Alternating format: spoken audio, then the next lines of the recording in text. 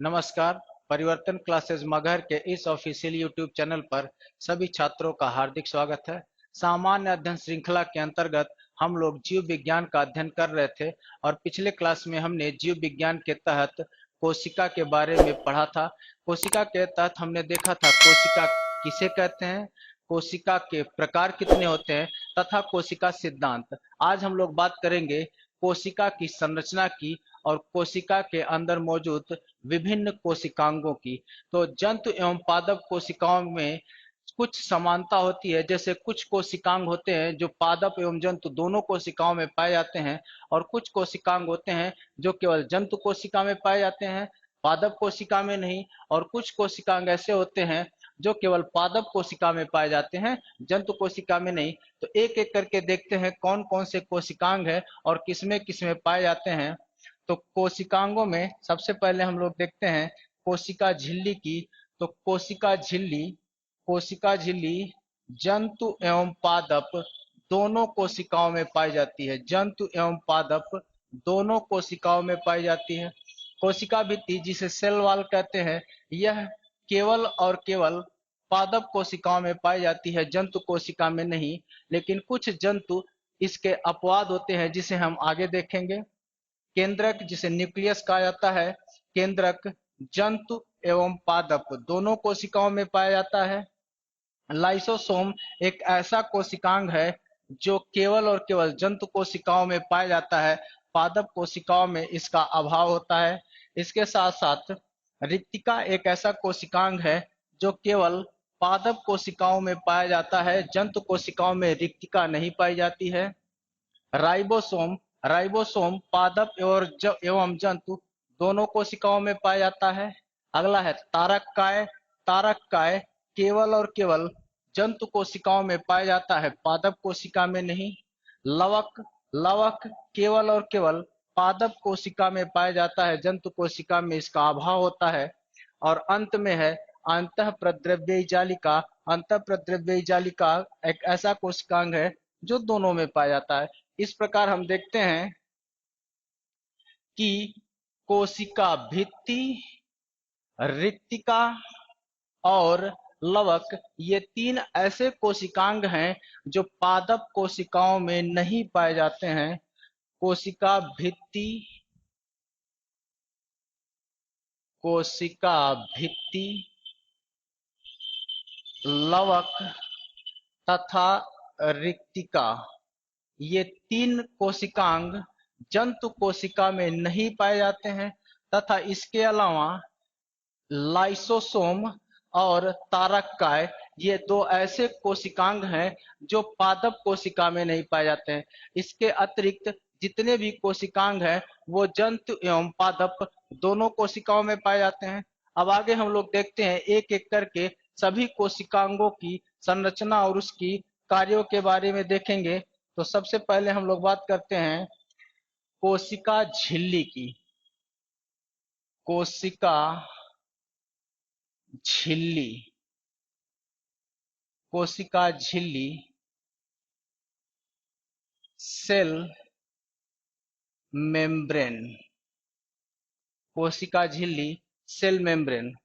कोशिका झिल्ली किसमें पाया जाता है? तो कोशिका झिल्ली पादप एवं जंतु दोनों कोशिकाओं में पाया जाता है, दोनों कोशिकाओं में पाया जाता है। कोशिका झिल्ली एक ऐसा कोशिकांग है जो जंतु एवं पादप दोनों कोशिकाओं में पाया जाता है।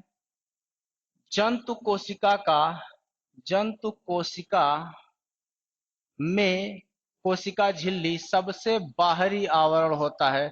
कोशिका झिल्ली जंतु कोशिका में सबसे बाहरी आवरण होता है। लेकिन पादप कोशिका में यह सबसे बाहरी आवरण नहीं होता है। पादप कोशिका में जो सबसे बाहरी आवरण होता है वह सेल वॉल होता है, कोशिका भित्ति होता है। कोशिका झिल्ली एक फास्फोलिपिड से बनी फास्फोलिपिड से बनी दोहरी झिल्ली जैसी संरचना होती है। दोहरी झिल्ली जैसी संरचना होती है। इसके अन्य दो नाम है, इसे प्लाज्मा झिल्ली भी कहा जाता है। अगर अन्य नाम की बात करें तो अन्य नाम में इसे प्लाज्मा झिल्ली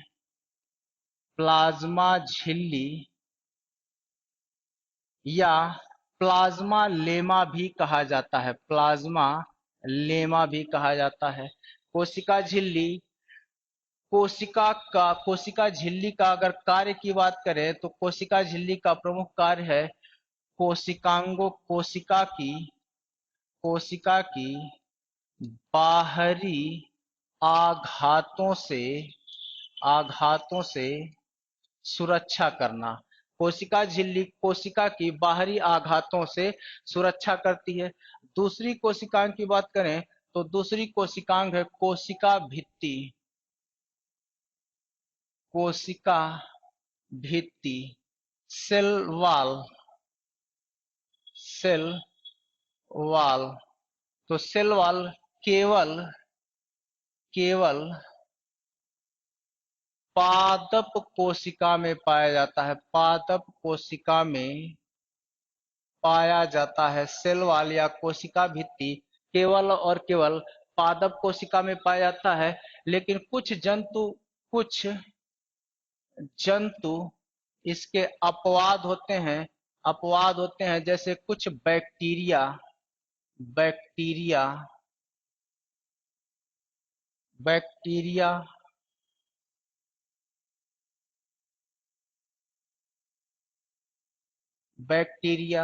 नीले हरे शैवाल तथा कुछ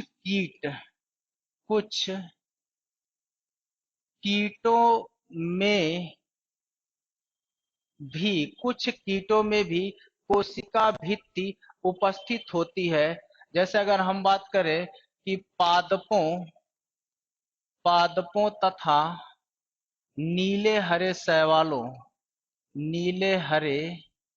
शैवाल, इनकी कोशिका भित्ति, पादपों तथा नीले हरे शैवालों की कोशिका भित्ति सेल्यूलोज से बनी होती है। सेल्यूलोज की बनी होती है। अगर बात करें बैक्टीरिया तथा कीटों की कोशिका भित्ति काइटिन की बनी होती है। पादपों और नीले हरे शैवालों की कोशिका भित्ति सेल्यूलोज की बनी होती है। सेल्यूलोज ग्लूकोज का बहुलक होता है, एक जटिल बहुलक होता है। अगर सवाल पूछा जाए कि विश्व में सर्वाधिक मात्रा में ग्लूकोज का कौन सा रूप या कार्बोहाइड्रेट का कौन सा रूप पाया जाता है, तो सर्वाधिक मात्रा में सेल्यूलोज पाया जाता है, क्योंकि विश्व में वनस्पतियां बहुत अधिक हैं और वनस्पतियों में सेल्यूलोज ही सबसे अधिक मात्रा में पाया जाता है। कीटों तथा बैक्टीरिया की कोशिका भित्ति काइटिन की बनी होती है। यह भी एक जटिल कार्बोहाइड्रेट है। काइटिन भी एक जटिल कार्बोहाइड्रेट है। इस प्रकार हम देखते हैं कि कोशिका भित्ति पादपों का सबसे बाहरी आवरण, पादप कोशिका का सबसे बाहरी आवरण होता है। पादप कोशिका का सबसे बाहरी आवरण, पादप कोशिका का सबसे बाहरी आवरण कोशिका भित्ति होती है और जंतु कोशिका में सबसे बाहरी आवरण कोशिका झिल्ली होती है। नेक्स्ट हम देखते हैं केंद्रक।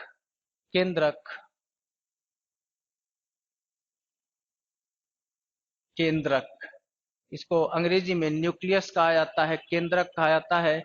केंद्रक सबसे पहले बात करते हैं कि किस में पाया जाता है, तो केंद्रक जंतु एवं पादप दोनों में पाया जाता है। एक ऐसा कोशिकांग है जो जंतु एवं पादप दोनों कोशिकाओं में पाया जाता है। अगर बात करें जंतु कोशिका की, तो जंतु कोशिका का सबसे बड़ा कोशिकांग होता है केंद्रक। जंतु कोशिका का सबसे बड़ा कोशिकांग केंद्रक होता है। पादप कोशिका का नहीं, पादप कोशिका का सबसे बड़ा कोशिकांग लवक होता है। जंतु कोशिका का सबसे बड़ा कोशिकांग केंद्रक होता है। अगर बात की जाए खोज की, पूछा जाए कि इसकी खोज किसने की थी, तो कोश केंद्रक की खोज रॉबर्ट ब्राउन ने 1831 ईस्वी में की थी। 1831 ईस्वी में की थी। और केंद्रक एक लाइपोप्रोटीन की बनी एक अर्ध पारगम्य झिल्ली होती है। लाइपोप्रोटीन की बनी अर्ध पारगम्य झिल्ली होती है। अर्ध पारगम्य झिल्ली का मतलब है कि केंद्रक और कोशिका द्रव्य के बीच में कुछ पदार्थों का आदान प्रदान इसी पारगम्य लाइपोप्रोटीन की बनी पारगम्य झिल्ली के माध्यम से होता है। अर्ध पारगम्य झिल्ली होता है यानी कुछ पदार्थ इसके अंदर प्रवेश कर सकते हैं और कुछ पदार्थ इसके अंदर प्रवेश नहीं करते हैं। अगर जंतु कोशिका की बात की जाए तो जंतु कोशिकाओं में तो यह सबसे बड़ा कोशिकांग है और जंतु कोशिका में भी यह उपस्थित होता है। लेकिन स्तनधारियों की बात की जाए तो स्तनधारियों की जो आरबीसी होती है, आरबीसी कोशिका होती है, आरबीसी कोशिका में केंद्रक नहीं पाया जाता है, केंद्रक नहीं पाया जाता है। फिर से सुन लीजिए, केंद्रक जंतु कोशिका का सबसे बड़ा कोशिकांग है। लेकिन जहां जंतु कोशिका का सबसे बड़ा कोशिकांग है, वहीं अगर स्तनधारियों की आरबीसी की बात की जाए, आरबीसी कोशिका में, तो स्तनधारियों की आरबीसी कोशिका में केंद्रक नहीं पाया जाता है। यानी अगर आपसे कभी सवाल पूछा गया कि स्तनधारियों में कौन सी कोशिका या किस अंग की कोशिका प्रोकैरियोटिक कोशिका का उदाहरण है, तो प्रोकैरियोटिक कोशिका का उदाहरण है आरबीसी। प्रोकैरियोटिक कोशिका है, कैरियोटिक कोशिका है। प्रोकैरियोटिक कोशिकाओं में केंद्रक नहीं पाया जाता है। लेकिन इसका भी अपवाद है कि कुछ स्तनधारी जीव ऐसे होते हैं जिनकी आरबीसी में केंद्रक उपस्थित होता है, जैसे ऊंट, लामा, जिराफ तथा उभयचर मेढक। इनकी कोशिकाओं में की कोशिका आरबीसी में की आरबीसी में आरबीसी में केंद्रक पाया जाता है, केंद्रक पाया जाता है। आरबीसी की किसके किसके, तो ऊंट, लामा, जिराफ तथा उभयचर मेढक की आरबीसी में केंद्रक उपस्थित होता है। अन्य किसी स्तनधारियों की आरबीसी में केंद्रक उपस्थित नहीं होता है। आगे अगर हम बात करें तो कोशिका के जितने भी कार्य होते हैं, कोशिका के अंदर जितने भी कार्य होते हैं, सभी कार्यों को नियंत्रित करने वाला जो कोशिकांग है वह केंद्रक होता है। कि उस कोशिका के सभी कार्यों का नियंत्रण कक्ष कहलाता है कौन, केंद्रक होता है। केंद्रक होता है, इसीलिए केंद्रक को कोशिका का सीपीयू भी कहा जाता है। कोशिका का सीपीयू भी कहते हैं, कोशिका का सीपीयू भी कहते हैं। अब सवाल पूछा जाता है कि कोशिका के अंदर, केंद्रक के कितने भाग होते हैं, तो केंद्रक के कुल 4 भाग होते हैं। केंद्रक के कुल 4 भाग होते हैं। एक होता है केंद्रक झिल्ली, केंद्रक द्रव्य केंद्रिका तथा क्रोमेटिन तंतु। क्रोमेटिन तंतु। केंद्रक के कुल 4 भाग होते हैं। पहला भाग है केंद्रक झिल्ली, जिसको न्यूक्लियस मेम्ब्रेन भी कहा जाता है। दूसरा है केंद्रक द्रव्य, तीसरा है केंद्रिका और चौथा भाग है इसका क्रोमेटिन तंतु। जो केंद्रक झिल्ली होती है वह लाइपोप्रोटीन की बनी एक गहरी झिल्ली होती है, अर्ध पारगम्य झिल्ली होती है, जिसकी चर्चा भी हमने पीछे की। केंद्रक झिल्ली लाइपोप्रोटीन की बनी हुई एक अर्ध पारगम्य झिल्ली होती है। दूसरा है केंद्रिका के केंद्रक के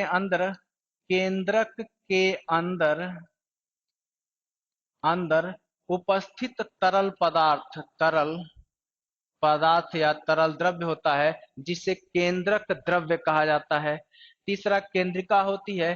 केंद्रिका कोशिका के केंद्रक के अंदर उपस्थित एक अंग है। केंद्रक के अंदर उपस्थित कोशिकांग है। और यह सवाल पूछा जाता है कि कौन सा कोशिकांग आवरण रहित या झिल्ली रहित होता है। तो एक ऐसा अंग कोशिकांग है, केंद्रिका एक ऐसा कोशिकांग है जो झिल्ली रहित होता है। झिल्ली रहित होता है, यानी इसके चारों ओर किसी भी प्रकार का कोई आवरण नहीं पाया जाता है। और अगर पूछा गया कि केंद्रिका का कार्य क्या है, तो इसका सबसे प्रमुख कार्य है प्रोटीन का संश्लेषण। प्रोटीन का संश्लेषण प्रोटीन का संश्लेषण तथा राइबोसोम्स का निर्माण। राइबोसोम का निर्माण, प्रोटीन का संश्लेषण तथा राइबोसोम का निर्माण इसका प्रमुख कार्य है। इसके अतिरिक्त केंद्रक के अंदर पतली पतली धागेनुमा संरचना पाई जाती है। पतली पतली धागेनुमा संरचना पाई जाती है। इस संरचना को क्रोमैटिन तंतु कहा जाता है। कोशिका विभाजन के समय यही क्रोमैटिन तंतु गुणसूत्रों में बदल जाते हैं। कोशिका विभाजन के समय यही क्रोमैटिन तंतु गुणसूत्रों में बदल जाते हैं। गुणसूत्रों में परिवर्तित हो जाते हैं। कोशिका विभाजन के समय यही क्रोमैटिन तंतु गुणसूत्रों में परिवर्तित हो जाते हैं। आगे नेक्स्ट हम देखते हैं, अगला कोशिकांग है लाइसोसोम।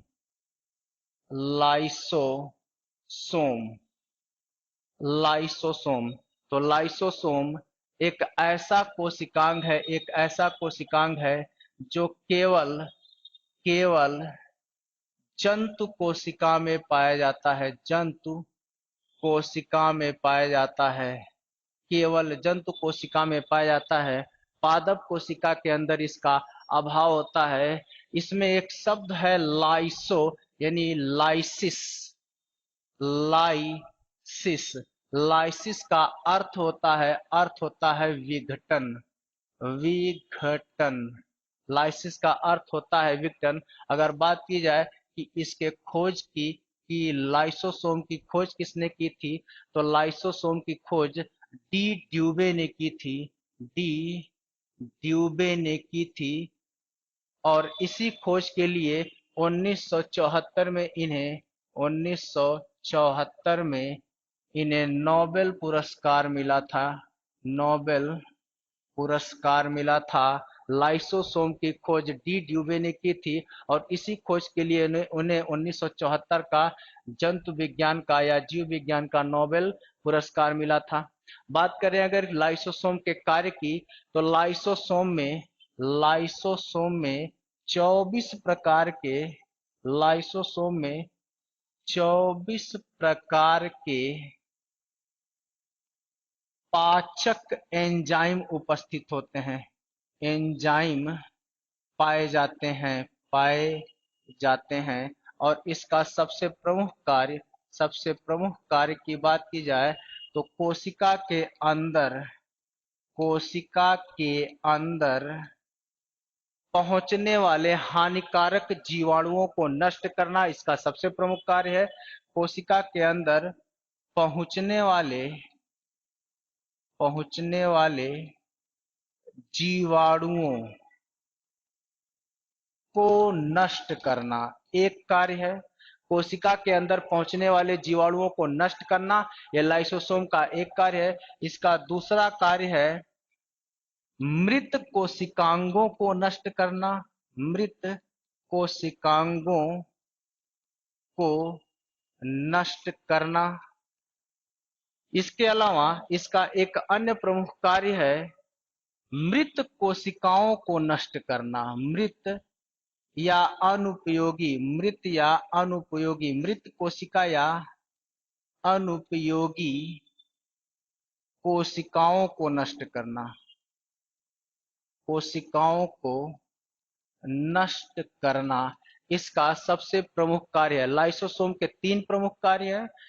कोशिका के अंदर अगर बाहर से कोई भी हानिकारक जीवाणु पहुंचता है तो यह लाइसोसोम अपने पाचक एंजाइम रिलीज करता है और उस पाचक एंजाइम से कोशिका के अंदर पहुंचने वाले जीवाणु नष्ट होते हैं। इसके अतिरिक्त अगर कोशिका के अंदर का कोई कोशिकांग अनुपयोगी या मृत हो गया है तो लाइसोसोम उसको भी क्या करता है, उसको भी नष्ट कर देता है।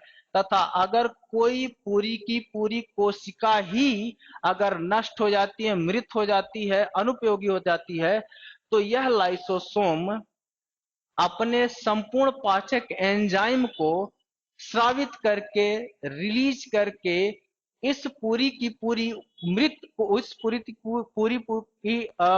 पूरी अनुपयोगी कोशिका को ही नष्ट कर देता है। लेकिन इसके लिए जब कोई पूरी कोशिका ही मृत या अनुपयोगी हो जाती है तो उसको नष्ट करने के लिए यह लाइसोसोम खुद को नष्ट करता है ताकि इसके संपूर्ण पाचक रस क्या हो जाएं, स्रावित हो जाएं। और संपूर्ण पाचक रस को स्रावित करने के लिए लाइसोसोम खुद को ब्लास्ट कर देता है, खुद को नष्ट कर देता है। इसलिए लाइसोसोम को आत्महत्या की थैली कहा जाता है। कोशिका की आत्महत्या की थैली कहा जाता है। कोशिका की आत्महत्या की थैली कहा जाता है। चूंकि पाचक रस स्रावित करने के लिए या मृत कोशिका को नष्ट करने के लिए यह अपने आप को ब्लास्ट कर देता है, इसलिए इसे कोशिका का एटम बम भी कहा जाता है। कोशिका का एटम बम भी कहा जाता है। इसके अतिरिक्त यह इसका प्रमुख जो कार्य है जीवाणुओं से रक्षा करना, इसलिए इसको कोशिका का अंग रक्षक भी कहा जाता है। कोशिका का अंग रक्षक भी कहा जाता है। तो इसके 3 उपनाम हैं, एक आत्महत्या की थैली, कोशिका का एटम बम तथा कोशिका का रक्षक। इसके आगे हम लोग नेक्स्ट क्लास में देखेंगे।